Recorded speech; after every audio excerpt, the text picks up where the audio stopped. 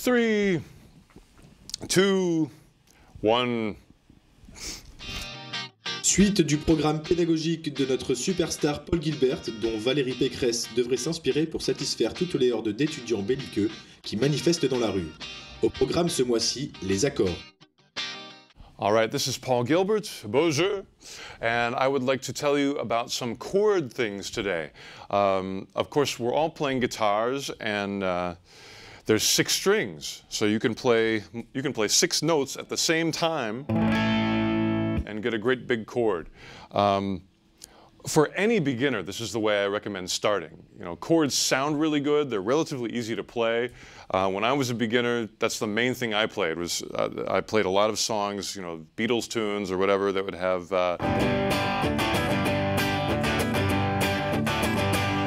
great big chords in them, and those just still sound almost better than anything.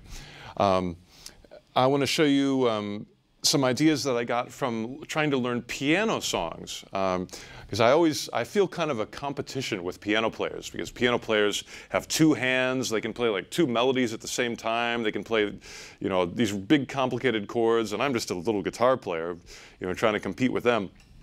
So I got a lot of inspiration from piano players, and one of the things that piano players can do very easily is they can play a chord with their right hand, and then with the left hand they can change the bass note very easily, because the 2 hands aren't connected. You know, if you're a guitar player and you play a chord and you're trying to move the bass note around, you know, your fingers stuck on your hand. So sometimes it's a little bit challenging to get those different bass notes. But I'll show you an example of some of the things I've discovered.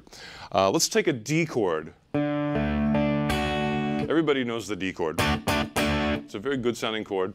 And actually, let's play it for today. Let's try it up here in 5th position. Everybody knows this chord too. And what I want to do is I want to change the bass note. Right now the bass note is D. And that's a good note to have in your bass. It sounds good. But I want to try, for example, how about a G note in the bass instead?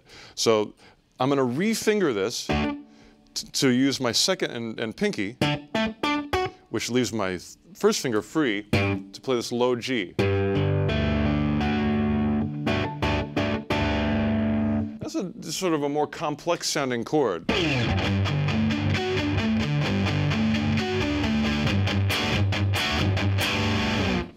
Now, if I was going to write down a symbol for that chord, I'd write the D note and put a slash and then put a G below it. When I went to school, they taught us these are called slash chords. Not Slash in Guns N' Roses, but slash as in, you know, a symbol where you can write the main chord and the bass note beneath it.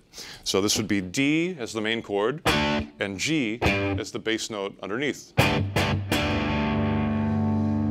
Other slash chords might be the A in the bass. You could either play that as an open string, or you could play it with your first finger. Now, a lot of these chords, if by themselves may sound, you know, not quite as strong as the root in the bass. But in the context of a cool song, these other voicings can be really, really cool. Let's try another one. This is one of my favorites, where you put the 7th, the dominant 7th in the bass, which would be C. So again, we have the D chord. I'm going to refinger it to be with my first finger and put C in the bass. That's one of my favorite sounds. I love that sound. Todd Rundgren, who is one of my favorite pop writers and musicians, uses this chord all the time. Now, as both a great chord and an amazing finger exercise, let's take these 2 fingers and let's make another chord out of this first one. So what I'm doing, again, the simple part is the 1-finger D chord. Adding the bass note C.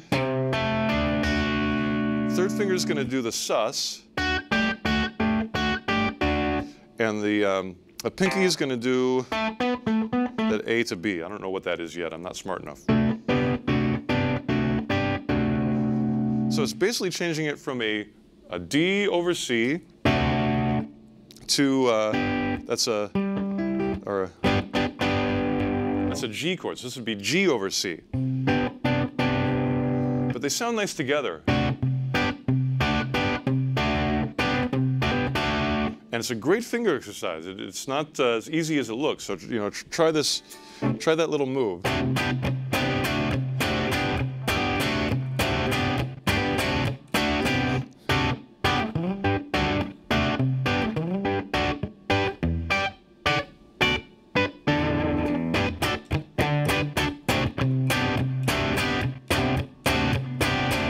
And that's things that piano players do all the time. So that's why I wanted to learn it, because I want to not be limited by my instrument. I want to be able to do piano things as well.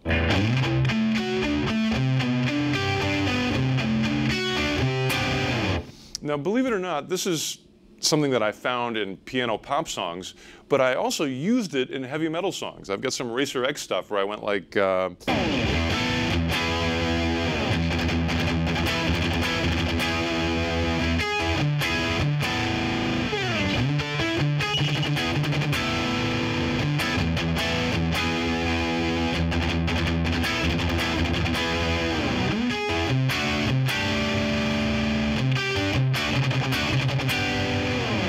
So, you know, depending on what kind of sound and attack you can use it for pop music, you can use it for metal.